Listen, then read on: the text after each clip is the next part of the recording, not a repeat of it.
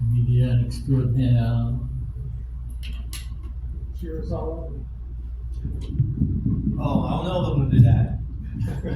Actually, this is new material. Actually, it's very personal. So, I'm gonna let it rip and see what happens. Okay? But all right, Okay. all right. Thank you. I'm gonna come down here.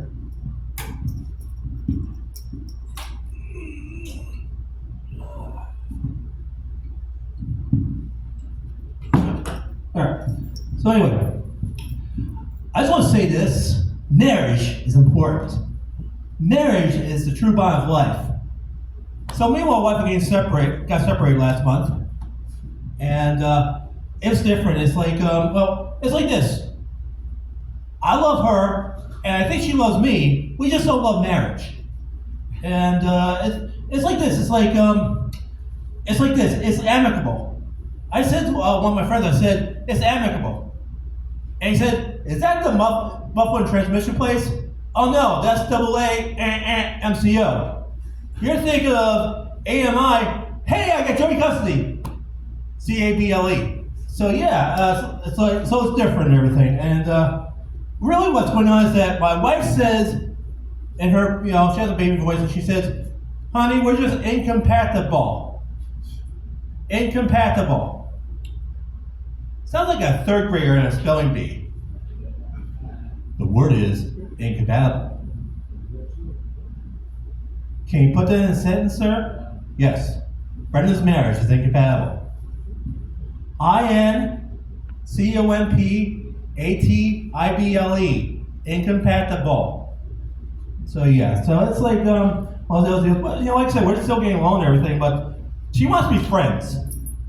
And it's funny though, because she wants to be friends and everything, and what do I say to her? I mean, one time she walked up to me and she said, hey pal, great meatloaf. And I looked at her and I said, hey buddy, remember that Valentine's Day when you did the reverse cowgirl? So yeah. And she still wants to date. She still wants to date, ladies and gentlemen. Well, gentlemen. And the thing is that she wants to date. What am I going to say to my next girlfriend? Oh, baby, let's get it on. Oh, don't worry, that's just my wife. Hey, baby, can you tell her how to do the reverse cowgirl? So yeah, the part A and part B. And for the record, as much as like dark as this is and everything, everybody's like going, well, I think you have Asperger's. Why don't you do Asperger jokes? He's just doing dick jokes. For the record, I don't do dick jokes. I do penis jokes. So yeah, a little style and taste there. But yeah, we're having a trial separation. We're having separation before we go into a trial, and it's like it's different now and everything. And I got my own place now, and yeah, it's like this. It's like I got my own place, so this way I have my own shower to cry in, and yeah. But I think there'll be a reunion. Yeah, I think there's a reunion. Just as not ugly as Oasis. So baby, don't need to save me. After all, you play Wonderwall. Don't worry, it'll get slightly happier. But yeah, so I'm like, all right. So it's like this. It's like going. All right. So it's like I feel like I'm back alone in high school in the '80s. Back in high school in the '80s. I was always alone. I listened to REO Speedwagon, and it was masturbation because I can't fight this feeling anymore. But yeah, but the thing is that I get to do my own thing now. Since I have my own apartment, I cook the things that she don't like. I love hamburger helper, and for some reason I associate that with masturbation. Think about it. You ever seen the mascot for hamburger helper? It's like a glove with 4 thumbs. I mean, it's just like it's like and I'm back doing the old stuff again and. Before I met my wife, I used to watch porn. I used to watch midget porn. Because I felt a little horny. But seriously. I watched midget porn because my sex life was a circus. That's probably the reason why I slept with a bunch of clowns. And it gets you. It just seeps right through. But yeah, so that's it. this is love. This is not notes. It's just love letters from my psychiatrist. And all right, so I got 5 minutes left. All right. So anyway, I'm close to 60 now. I'm getting older now, and it's hard to like be be in the know, be available and everything. And the thing is that certain things don't work after a certain age, right?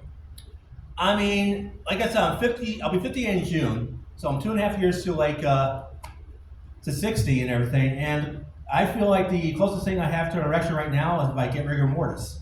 So that was a hard joke. I know. I'm sorry. But anyway, but yeah, I'm looking around and everything. I'm looking at the old girlfriends, and I don't think that's a challenge. I don't think that's a challenge at all. It's like this. It's like going. I want to look at the girls that turned me down, especially when I was in college and high school. Yeah. And I'm looking them up right now. But you know what they're gonna say? But Brendan, we're just friends. What a coincidence! So's my wife. So anyway, I'm gonna wrap it up with this. I actually found my birth certificate. Actually, I got my birth certificate in the mail, and my mom warned me not to look at the birth certificate and everything. And she didn't let me know what my father's name was and everything. I found out my father's name because my father left me while I was like a year old, so he was never in the picture. But I found my father's name on the birth certificate. It was this. And that was his name. He just wasn't there. But anyway, thank you very much, and I'll have happier jokes later on, but thank you very much, and this is dedicated to my soon-to-be ex-wife, but my best friend, Nikki. Thank you very much. All right. Well, Brandon, I always thought I could, when I died, I'd get married, buried in a casket, have it open, and have a heart on with a note that said, "Last chance, girls." You can put that in your repertoire. Yeah. That sounds great. All right. Well, that's the end of this open mic, and I hope you all have had a great time and enjoyed it. And our last guest had to leave because of her child, so we're just going to ooze on. Good night.